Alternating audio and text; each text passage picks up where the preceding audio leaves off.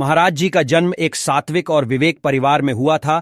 उनकी पैदाइशी एक गरीब ब्राह्मण परिवार में कानपुर उत्तर प्रदेश में हुआ। उनका बचपन का नाम अनिरुद्ध कुमार पांडे रखा गया। प्रेमानंद जी महाराज जी की माता का नाम श्रीमती रामा देवी और पिता का नाम श्री शंभू पांडेय था। इन्हें पीले बाबा के नाम से भी जाना जाता है। इनके दादा सन्यासी थे। बुजुर्गों का आशीर्वाद होने की वजह से उनके घर का वातावरण अत्यंत शुद्ध, निर्मल और भक्तिपूर्ण रहा करता था। उनका पूरा परिवार संत होने की वजह से उनके घर पर संतों और महात्माओं का आना जाना लगा रहता था। हमेशा उनकी बातें और सत्संग सुनकर उनके मन व हृदय में आध्यात्म की बातें बैठ गई थीं। प्रेमानंद जी महाराज का जीवन भक्ति भावना से भरा है। उनका परिवार बहुत साधारण और पवित्र था, इसलिए उनका बचपन बहुत ही साधारण रूप से बिता। बचपन से उनका बौद्धिक स्तर अन्य बच्चों से अलग था। उनका ज्यादा ध्यान भक्ति भाव पर था। बचपन से मंदिर जाना, कीर्तन करना और चालीसा का पाठ पढ़ना आरंभ किया। घर का माहौल आध्यात्मिक होने की वजह से प्रेमानंद जी महाराज ने कम उम्र से चालीसा का पाठ पढ़ना शुरू कर दिया था। उनके माता पिता हमेशा संत सेवा और अनेक सेवा में लगे रहते थे। उनके बीडिढे भाई ने श्रीमद्भागवतम के श्लोक पढ़कर परिवार को आगे बढ़ाया। जब प्रेमानंद महाराज 5वीं कक्षा में थे, तब उन्होंने गीता, श्री सुखसागर पढ़ना शुरू किया। स्कूल में पढ़ाई के दौरान उनके मन में बहुत सारे सवाल उठते थे। उत्तर निकालने के लिए उन्होंने श्री राम और श्री कृष्ण गोविंद हरे मुरारी का जाप किया। जब वे 9वीं कक्षा में आए, तब उन्होंने ईश्वर की खोज करने के लिए आध्यात्मिक जीवन जीने का दृढ़ निश्चय कर लिया था। उसके लिए वे सब कुछ त्यागने को तैयार थे। उन्होंने अपनी मां को अपने निर्णय के बारे में बताया।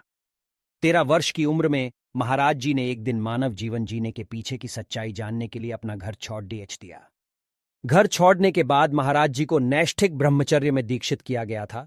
उनका नाम बदलकर आनंद स्वरूप ब्रह्मचारी नाम रखा। उनके बाद उन्होंने सन्यास स्वीकार कर दिया था। महावाक्य को स्वीकार करने पर उनका नाम स्वामी आनंदाश्रम रखा गया। ईश्वर को पाने के लिए कठिन तपस्या की और ठान लिया कि तब से उनका सारा जीवन भगवान की भक्ति में समर्पित हो गया है। अब वे अपना ज्यादा समय अकेले में बिताना पसंद करते हैं। भोजन पाने के लिए भिक्षा मांगते और कई दिनों तक उपवास करते और हमेशा भगवान की लीला में मग्न रहते थे। प्रेमानंद जी ने शारीरिक चेतना से ऊपर उठकर मोह माया को छोड़कर पूर्ण त्याग का जीवन व्यतीत किया। उसके बाद उन्होंने आकाश वृत्ति को स्वीकार किया, यानी बिना किसी व्यक्तिगत प्रयास के केवल वही स्वीकार करना जो भगवान का दिया गया हो और किसी चीज की उम्मीद नहीं करना। सन्यासी के रूप में उनका अधिकांश समय गंगा नदी के किनारे बीतता था। क्योंकि महाराज ने कभी भी आश्रम के पदानुक्रमित जीवन को स्वीकार नहीं किया, उन्होंने सब कुछ त्याग दिया था। ज्यादा समय गंगा नदी के साथ बिताने से उन्होंने गंगा नदी को अपनी दूसरी मां के रूप में स्वीकार कर लिया।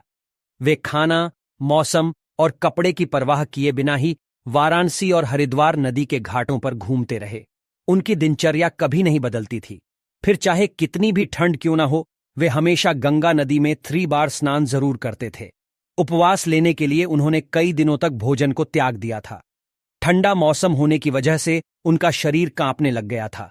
क्योंकि वे भगवान के ध्यान में लगे हुए थे, इसलिए उनको कुछ एहसास नहीं हुआ। सन्यास और आस्था के कुछ वर्षों बाद उन्हें भगवान शिव का आशीर्वाद मिल गया। महाराज जी के दया और ज्ञान पर प्रभु शिव का पूरा आशीर्वाद था। एक दिन वे बनारस में एक पेड़ के नीचे ध्यान कर रहे थे। तभी वे श्री श्यामा श्याम की कृपा से वे वृंदावन की महिमा के प्रति आकर्षित हुए। बाद में उन्होंने एक रास लीला में भाग लिया।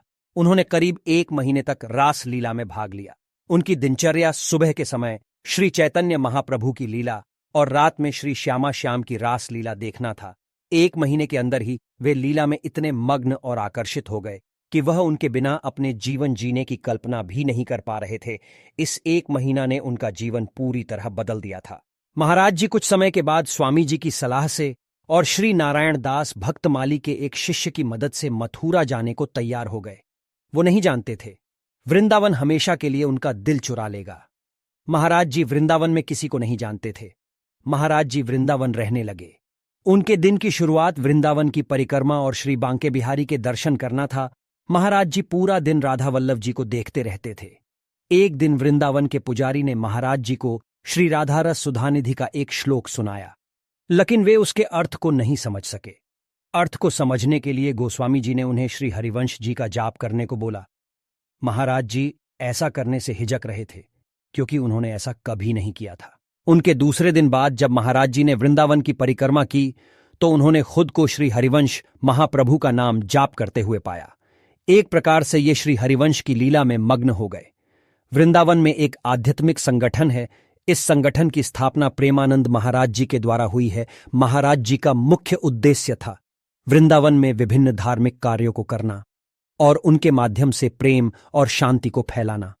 ये लोगों के मन और हृदय को खुशी और शांति प्राप्त करने के लिए प्रभु का ध्यान, योग और अन्य आध्यात्मिक अभ्यासों को करने की सलाह देते हैं। महाराज जी ये सभी सेवाएं निःशुल्क प्रदान करते हैं। महाराज जी की उम्र अभी लगभग 60 साल है। वह अभी वृंदावन में रह रहे हैं और अपना पूरा ध्यान आध्यात्मिक गतिविधियों, भगवान कृष्ण का ध्यान और निस्वार्थ सेवा में अपना जीवन व्यतीत कर रहे हैं। प्रेमानंद जी महाराज वृद्धावस्था में होने के बावजूद भी उनका स्वास्थ्य अच्छे हैं। इतना ही नहीं, उनके ज्ञान और दर्शन करने के लिए भारत देश के ही नहीं बल्कि विदेश से भी लोग उनके पास आते हैं और उनका बहुत सम्मान करते हैं। वे अपने ज्ञान और दर्शन के लिए पूरी दुनिया में सम्मानित हुए हैं। कहा जाता है कई सालों से उनके दोनों गुर्दे, किडनी खराब है, उसके बावजूद भी वे अभी तक स्वस्थ है। उनका मानना है उनका सारा जीवन राधा जी की सेवा और भक्ति के है। सब कुछ उन्होंने भगवान के हाथ में छोड़ डच दिया है। आज भी उनकी दिनचर्या भक्ति करना है और वहां आने जाने वाले भक्तों से मिलकर उनकी समस्या